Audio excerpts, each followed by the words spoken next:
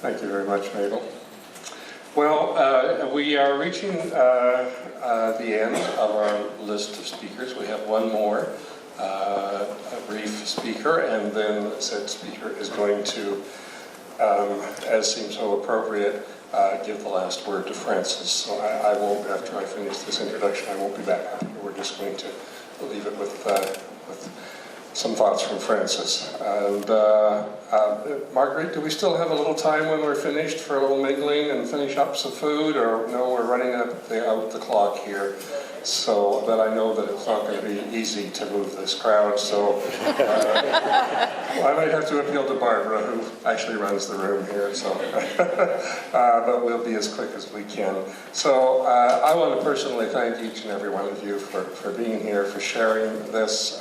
So many faces from my own past, and it's just so great to see people that I've worked and enjoyed the company of over the decades.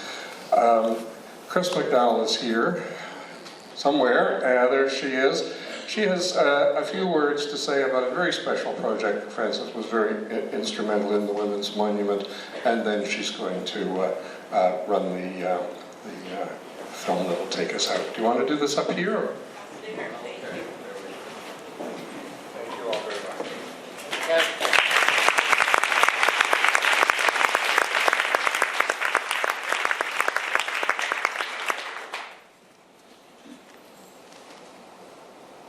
Test. I first met Francis when a large group of us started the Waiva Rape Crisis Center. And of course, we were all equals. But I remember Francis as a leader. Very thoughtful, inspiring. And my button says, feminist sister.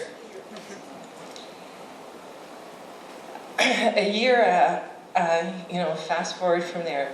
A year after the massacre of 14 women in 1989 at l'École Polytechnique at the University of Montreal, Francis and I were both giving speeches at a protest event.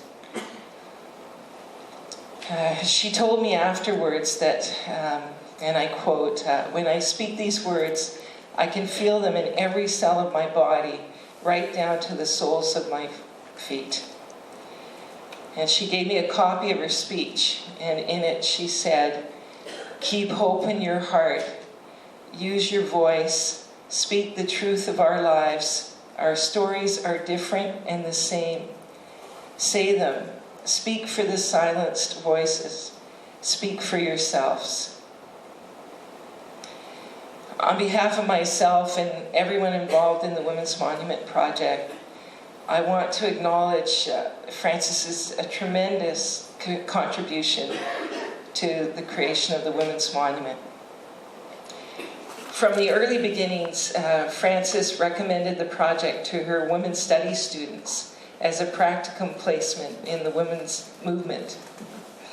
Students joined up in order to gain experience and report back to their women's studies class. I just sort of figured that out recently while I was writing this. I wish I'd asked her what they said. A number of them went on to become committee members. The first direct mail list, it was a list of over 400 people who were sent a letter asking for donations to the Women's Monument Project, were all from Francis's address book. Because she advised the committee that that's what we should do to start fundraising. There were some frightening times for the project. It was rare to see a women's group in Canada be so frequently attacked in the media. Francis stood by the project unequivocally, and she acted as our MC at milestone events, and she spoke out at key meetings over a period of 8 years. At some point, Francis said that the city of Vancouver should step up and pay for the monument as they do for other works of art. She spoke passionately about this at a meeting with the Public Art Committee. Now that was a scene well worth witnessing. Frances showed such strength and conviction and loyalty and kindness. The project was ridiculed and challenged for a number of years. It was surrounded by a chronic public denial of male violence against women. Fundraising was a serious challenge. I never told Frances that I secretly wanted to admit defeat and run away to Arizona, which I know nothing about.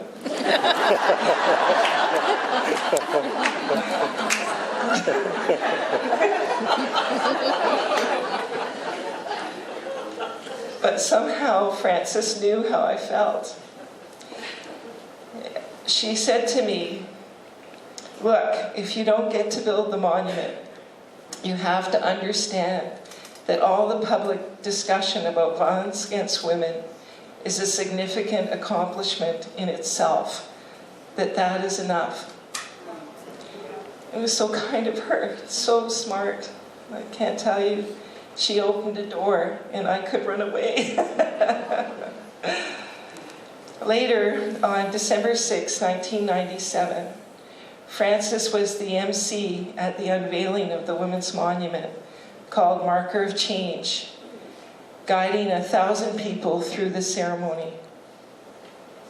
I can't imagine the monument being built without her and her unwavering belief in the potential of art to open people's minds to a better world. In 2013, at our request, Frances wrote the Vancouver Park Board a letter in support of keeping Marker of Change the sole monument in Thornton Park. She wrote, "Marker of Change is meant to stand for a very long time as witness to events and responses to those events which will speak our truth long after our own voices are silent."